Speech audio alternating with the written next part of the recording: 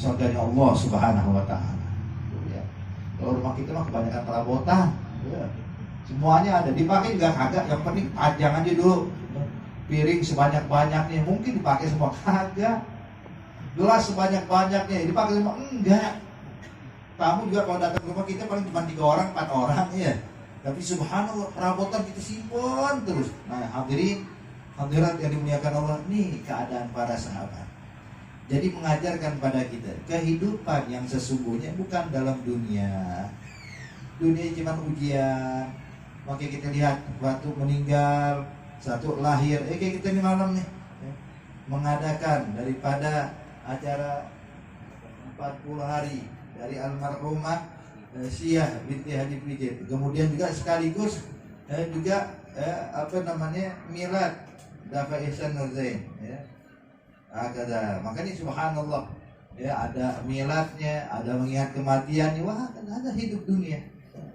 Ada yang datang, ada yang pergi. Nah, tinggal kita nih yang udah ada nih. Kita juga bakal pergi, hadirin. Kita juga bakal kembali kepada Allah Subhanahu wa Ta'ala. Pertanyaannya, apa yang bakal kita bawa? Terus terang, kita ntar waktu meninggal gak bakal bawa harta.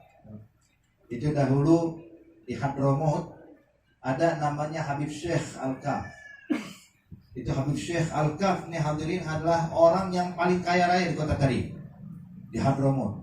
Bayangin saking kayanya Pak, sampai nyetak duit sendiri. Nyetak duit sendiri, duit orang duit di sana pakai real, dia juga punya duit sendiri. Jadi mata uang digunakan sama orang Hadramaut. Subhanallah. Ini kan nyetak duit nggak main-main hadirin, ya, bukan negara lagi udah. Dia saking kayanya sampai nyetak duit dan digunakan. Hartanya berlimpah. Makanya kalau kita pergi ke Hadramaut di kota Tarim hadirin, banyak tuh bangunan-bangunan, masya Allah tuh kalau di zaman istana mewah, bukan main. Besar-besar rumahnya, bukan satu, bukan dua, banyak hadirin. Subhanallah. Tapi dia orang soleh, hartawan tapi soleh, dekat dengan para aulia, dekat dengan orang soleh. Bahkan beliau nih Habib Syekh Al-Kaf adalah orang yang pertama kali bawa mobil ke kota Tarim hadirin. Hadramaut waktu itu orang masih naik keldai Pak, dia pakai mobil. Sampai itu orang-orang Hadramaut bingung, nih binatang apaan baru lagi nih. Sampai ngelihat mobil hadirin sampai disodorin rumput, ya, ke orang Tarim, dipikir binatang. Saking anehnya hadirin, dia yang pertama kali itu bawa. Tapi subhanallah, lihat waktu dia meninggal bagaimana. Dia bilang, diwasiatkan pada anak-anaknya, hai anak-anakku, nanti kalau abah meninggal, waktu dibawa dari rumah menuju Jabana, tempat penyolatan jenazah di sana di Tarim, tolong tangan abah keluarin dari kafan. Dan kita lihat kalau jenazah kan tangan sedekap ya. Tapi dia wasiat, tangan abah jangan disedekapkan, biar keluar nih, ngejulur keluar. Biar apa ya, Bah? Biar orang tahu Syekh Al-Kaf yang hartawan, yang banyak hartanya, meninggal gak bawa apa-apa. Jangan sampai kita tertipu dengan dunia, sehingga orang waktu bawa nih jenazah Habib Syekh Al-Kaf tangan dikeluarin. Kenapa? Wasiat dari abah. Biar orang Tarim tahu harta yang berlimpah, kalau orang meninggal gak bawa apa-apa ya hadirin. Ya. Oke, biar kita sadar kehidupan dunia ini akan. Kalau seandainya kita mendapatkan sesuatu cuma nggak kita gunakan buat kebaikan, kerugian. Apa yang Allah berikan pada kita, gunakan untuk mendekatkan diri pada Allah. Kesehatan kita gunakan buat mendekatkan diri pada Allah. Harta kita gunakan untuk mendekatkan diri kepada Allah. Semua aktivitas kita, bahkan tidurnya kita Pak, tidur makannya kita, niatkan untuk mendekatkan diri kepada Allah. Beb, masa makan untuk mendekatkan diri kepada Allah, gimana itu ceritanya? Tidur kok bisa mendekatkan diri pada Allah? Bisa. Gimana caranya? Masukin niat. Jadi makannya pakai niat, tidurnya pakai niat. Apa disebutkan oleh Imam Ibn Ruslan dalam kitab Syahfatuz Zuhad, beliau mengatakan wa man nawa bi aqlihi kuwa li ta'atillahi lahu maqad nawa.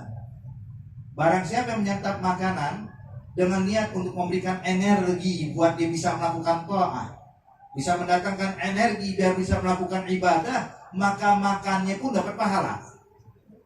Oke, coba ntar habis ini kita makan nih ya. Niatin bukan ngisi perut doang.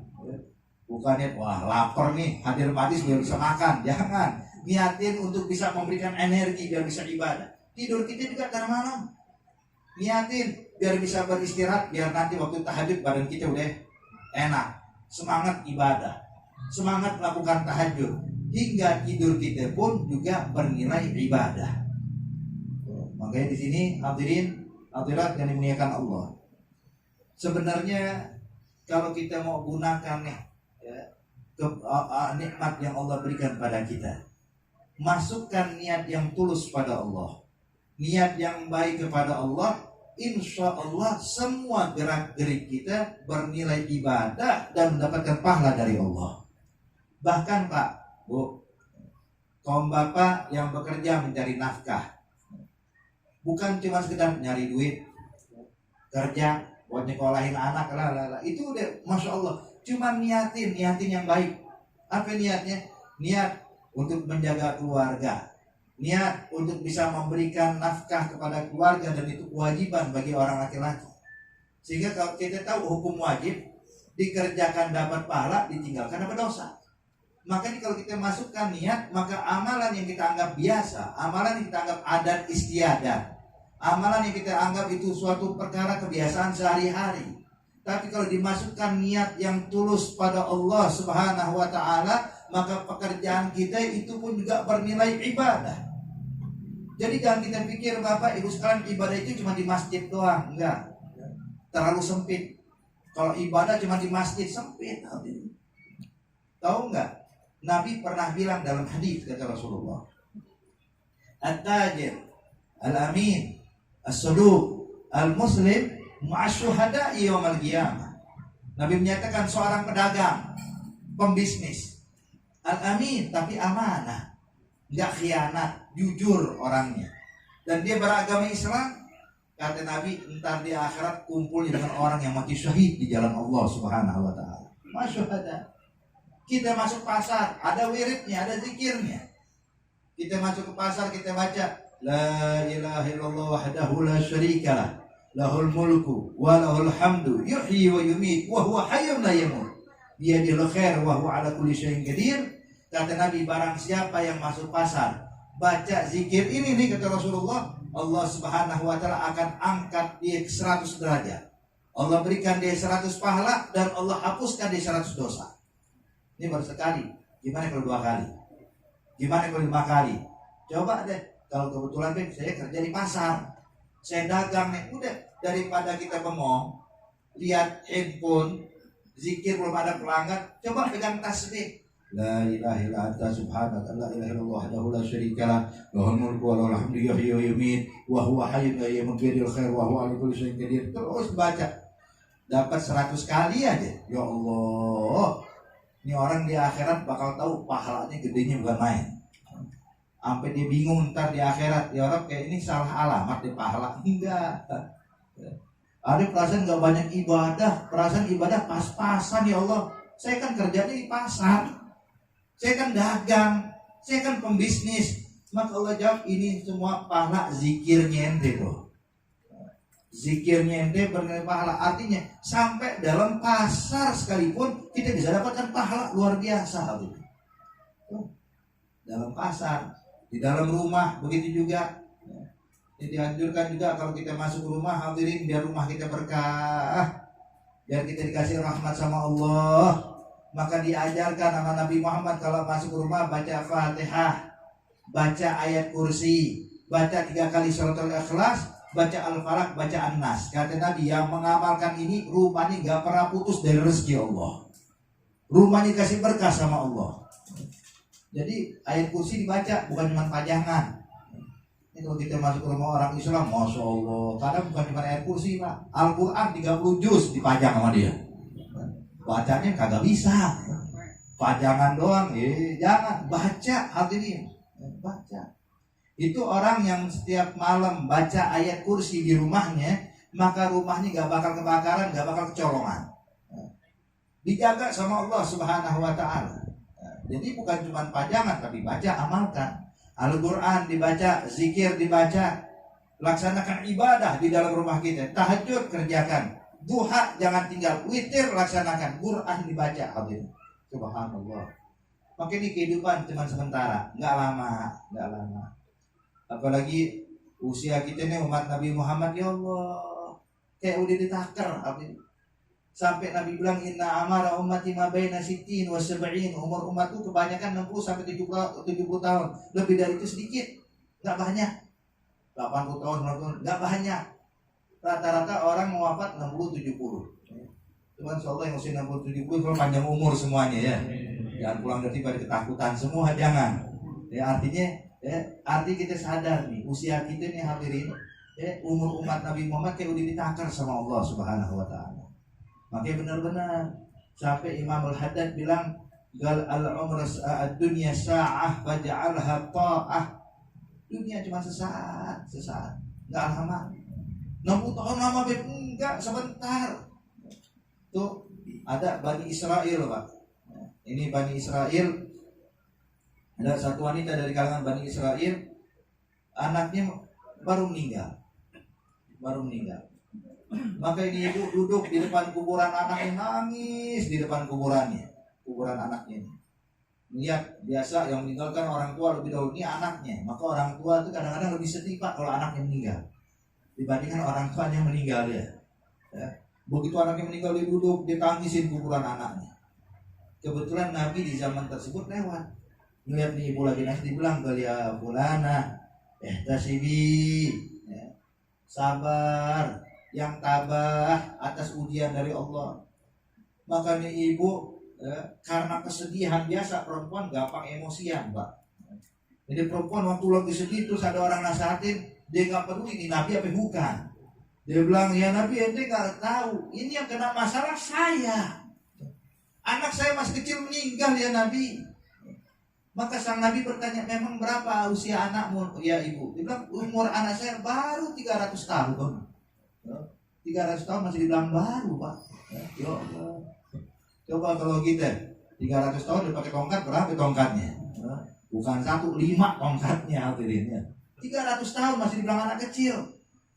Maka ini Nabi pun memberikan nasihat dan mengatakan, ya ibu, terus terang, nanti bakal datang zaman, akhir zaman, Nabi yang terakhir, umur umat itu cuma sampai 60 tahun doang. 60 atau 70 tahun. Ini ibu kaget, ya Nabi, benar yang kau sampaikan? Umur cuma 60 sampai 70 tahun doang. Benar kata ini Nabi. Dia bilang, ya Allah, pendek banget umurnya. Terus terang, kalau saya hidup di zaman tersebut tuh, saya bakal gunakan 60 tahun cuma buat sujud pada Allah, enggak, saya bakal angkat kepala saya dari sujud saya. 60 tahun sebentar. Tuh lihat. Makanya hadirat yang dimuliakan Allah, nih usia kita nih. Enggak lama, sebentar. Ayo coba kita introspeksi diri kita. Apa yang bakal kita bawa? Itu dinyatakan oleh Sayyidina Umar bin Al-Khattab, hasibu anfusakum qabla an tuhasabu, wazinu amalakum qabla an tuzanu. Hasibu, ayo introspeksi diri kita, koreksi diri kita. Coba kita audit nih diri kita nih, kehidupan kita audit. Udah ngapain aja kita? Apa yang kita lakukan? Ibadah apa aja? Banyakan dosa apa banyakan pahala? Banyakan to'ar apa maksiat? Coba kita ingat-ingat. Kita melakukan ibadah berapa jam? Melakukan maksiat berapa jam? Lalainya kita berapa jam? Ya Allah. Ini kalau kita biasa mengaudit kayak begini, hadirin subhanallah, berubah keadaan kita. Dan tahu nggak? Disebutkan di dalam hadis Rasulullah sallallahu alaihi wasallam menyatakan, tafakkur fi amalika sa'ah khairum min ibadah 60 sana. Atau diriwayatkan muhasabatun nafs sa'ah khairum min ibadah 60 sana. Muhasabah, mengaudit diri kita, mengintrospeksi, mengoreksi diri kita sesaat itu lebih afdal dibandingkan ibadah 60 tahun lamanya hadirin. Sampai pernah diriwayatkan ada satu umat terdahulu Bani Israel juga hadirin, ibadah 60 tahun gak pernah putus, non-stop cuman buat ibadah selama 60 tahun, gak maksiat sama sekali. Kemudian dia punya hajat, setelah ibadah 60 tahun dia punya hajat, dia munajat pada Allah, ya Rabb ini hajat, ya Rabb saya punya hajat, tolong kabulkan hajat saya. Saya punya hajat ini, hajat ini, hajat ini, hajat ini, ya Rabb, tolong kabulkan hajatku. Maka subhanallah tiap kali dia doa nggak ada tanda diterima doanya. Dia doa lagi nggak dikabulkan lagi sama Allah. Dia doa lagi tidak dikabulkan sampai berulang kali tidak ada tanda ijabah dari Allah. Sampai akhirnya dia mulai mengoreksi dirinya. Dia bilang, ya Allah, ini aneh ibadah 60 tahun, aneh doa nggak dikabulkan. Berarti yang salah aneh nih. Mungkin coba saya ingat-ingat, saya punya salah apa ya? Ibadah saya nggak khusyuk yang mana ya? Ibadah saya nggak ikhlas yang mana ya? Dikoreksi hadirin. Dia merenung, memikirkan. Subhanallah, ketika dia merenung kayak begitu, Allah turunkan wahyu kepada Nabi di zaman tersebut. Allah katakan kepada itu Nabi, ya Nabi sampaikan pada dia, bilang tafakurnya dia sesaat itu lebih afdal dibandingkan ibadahnya 60 tahun. Berkat tafakurnya dia, aku kabulkan hajatnya dia. Ya, karena kita lupa dengan tafakur, lupa dengan mengaudit tahun ini, wah bagus terus kita ya. Jadi hadirat, kita coba timbang amal kita, koreksi diri kita sebelum nanti dikoreksi sama Allah. Jujur Pak, kalau dikoreksi sama Allah kita nggak bisa ngelak. Kita nganggap bagus pasti ada salahnya kita. Pak, nih terakhir saya mau kasih bawain cerita buat bahan renungan kita. Jadi dahulu ada satu orang soleh. Dia ini ahli ibadah, taat pada Allah. Sekali waktu dia punya hajat, cuman ngemis kagak mau.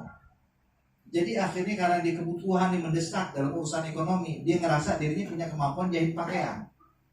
Falas deh, saya bakal jahit baju, nanti baju hasil jahitan saya jual. Ya. Artinya berkah sebab dari buah tangan saya sendiri. Maka dijahit pakaian dengan keahlian dia nih, kemampuan dia. Dijahit satu baju.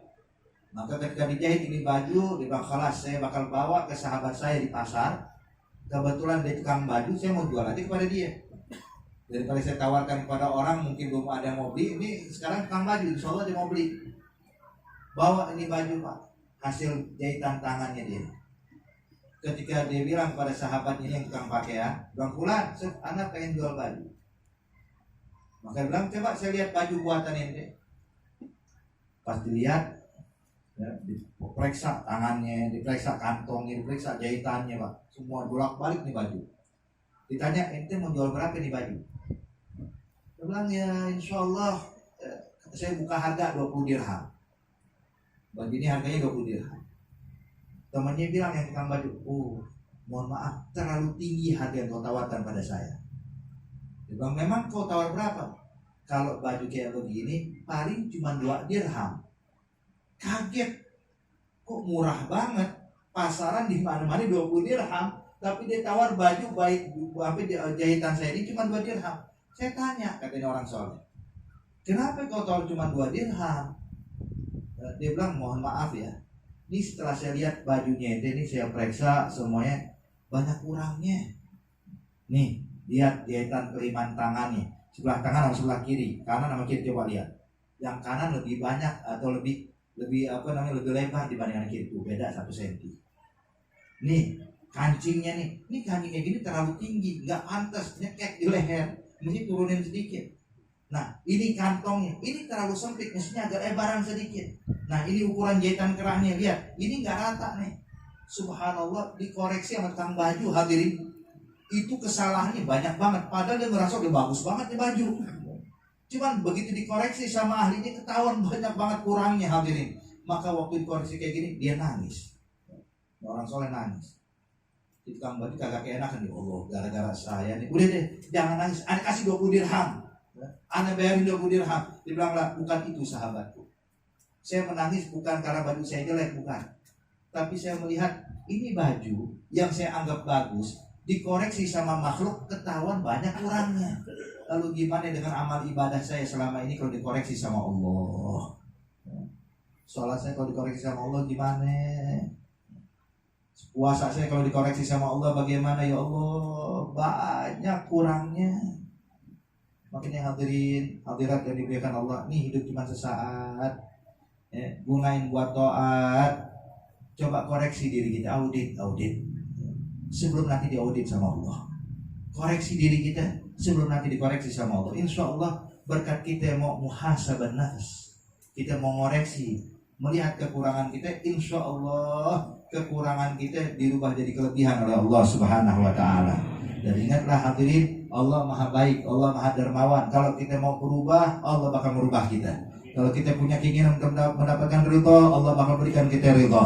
Kalau kita datang kemari buat ampunan, Allah bakal kasih kita ampunan. Kalau kita datang kemari nyari rahmat, Allah bakal kasih kita rahmat. Insya Allah yang hadir tempat ini, insya Allah nggak bangun, melainkan dosa kita diampuni oleh Allah.